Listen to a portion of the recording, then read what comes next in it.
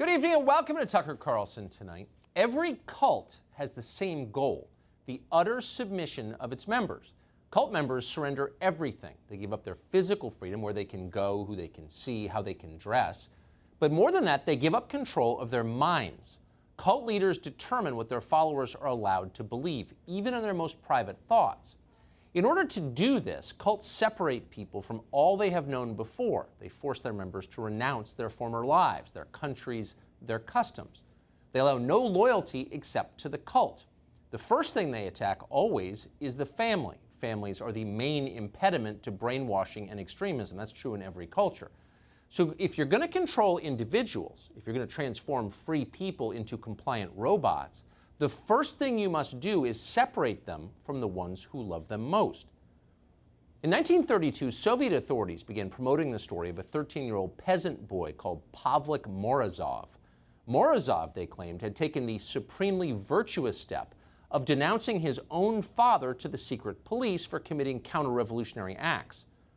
Once exposed as a traitor, the boy's father was executed by firing squad for the safety of the state. Joseph Stalin elevated this boy to the status of national hero for what he did. People wept in the streets when they heard his name. They worshipped him like a saint.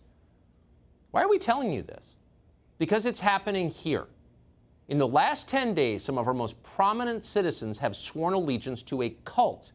Converts go by the term allies, and like all cult members, they demand total conformity. They ritually condemn their own nation, its history, its institutions, its symbols, its flag. They denounce their own parents. If you've been on social media recently, you've likely seen many videos like this one. You stupid dinosaur! Get the out of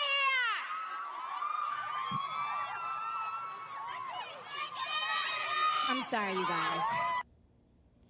That is a child attacking her mother and father for the crime of insufficient loyalty to Black Lives Matter. Reporter Hannah Lustig of Insider.com wrote about that video, and she strongly approved of it.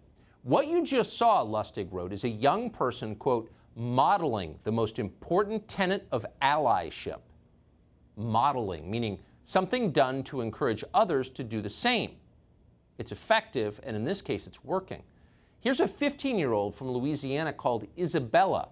There are many like her in America right now. I literally hate my family so much. It's just, they just try to argue with me that George Floyd they're just trying to tell me that, like, he deserved that because he did something wrong, and that it was okay. That is not okay.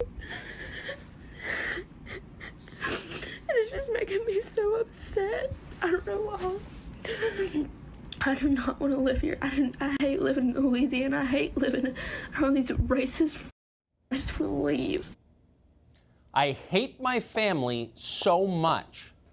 Just a week ago, it would have been hard to imagine that. Now, Isabella is a social media star. Celebrities tweet their approval at her. She may have her own cult following before long. But the revolution is young. Children attacking their parents is just the beginning. On CNN today, a man called Tim Wise told viewers that going forward, parents must hurt their own children. I think the important thing for white parents to keep in the front of our mind is that if black children in this country are not allowed innocence and childhood without fear of being killed by police or marginalized in some other way, then our children don't deserve innocence. If Tamir Rice can be shot dead in a public park, playing with a toy gun, something white children do all over this country every day without the same fear of being shot. If Tamir Rice can be killed, then white children need to be told at least at the same age. If they can't be innocent, we don't get to be innocent. Your children are no longer allowed to be innocent, says Tim Wise. Happy childhoods are a sign of racism. The man saying this and being affirmed by CNN's anchors as he does is a self-described anti-racism activist. He's been saying things like this for a long time. More than once, Tim Wise has suggested that he approves of violence against those who disagree. How does Tim Wise make a living? Well, in part by lecturing students. Your kids may have seen him speak. They've almost certainly heard a lot of people like Tim Wise. In America's schools, the revolution has been in progress for quite some time. Rochester School District in New York has created a Black Lives Matter themed lesson plan. The teaching materials dismiss America's bedrock institutions, indeed America itself, as inherently racist. Suggested questions for students include, how does mass incarceration function as a mechanism of racialized social control? One specific racial group is singled out for exclusive blame. The curriculum promotes a book entitled White Rage, the Unspoken Truth of Our Racial Divide. In other words, children, there's a reason hatred and inequality exist. These people did it. That's what your kids are learning right now. That's not an overstatement. Yesterday at Darien High School in Connecticut, Principal Ellen Dunn sent an email to parents in which she promised to increase the, quote, race-conscious education of our students. In order to achieve that, Dunn distributed materials from the Southern Poverty Law Center. Now, ironically, the Southern Poverty Law Center is itself a hate group that has been documented extensively. But now their agenda is the school's agenda. It's what your kids are learning. In Washington, D.C., an elementary school principal in the affluent northwest section of the city recently wrote a letter announcing that, quote, we need more white parents to talk to their kids about race, especially now. The letter singled out, quote, white staff and white community members, whom the principal alleged had committed, quote, both macro and microaggressions against staff of color. The principal did not specify what those crimes were. She didn't need to. Their skin color was their crime. This is a national theme. It pains us to tell you that, but it's true. It's incredibly destructive and dangerous. Countless school districts are now using the 1619 Project from the New York Times, for example, as a curriculum. That project is the work of an out-of-the-closet racial extremist called Nicole Hannah-Jones. Jones, for example, recently argued it is not violence to loot and burn stores. It's justified.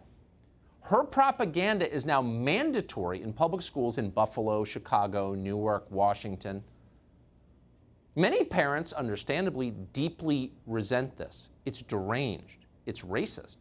But others don't. They are allies, and they've joined in. One mother in London, where the cult is also spreading, posted this photo on Twitter. It's of her daughter on bended knee, holding a sign declaring her privilege. The Cultural Revolution has come to the West.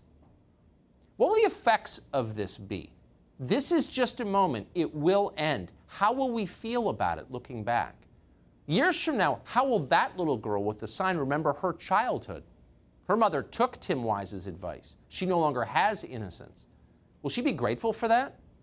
It's hard to imagine she will be. More likely, she will feel bitter and used because she has been used. And it's likely that many children growing up right now will feel the same way. Is there a single person who believes that this moment we're living through will end in racial harmony? That used to be what we wanted. Some of us still do want that. Is it even a goal anymore? It doesn't seem like it. Instead, it seems like many in power, it's very clear, in fact, that many in power are pushing hard for racial division, for hatred, for violence. And let's pray they don't get what they want. Tribal conflict will destroy a country faster than any plague. But keep in mind, as this insanity continues, that it doesn't happen in a vacuum. Every action provokes a reaction. That's physics. We don't know where this is going. We don't want to know where it's going. The cult members should stop now, immediately, before more innocents get hurt, and they will if they don't.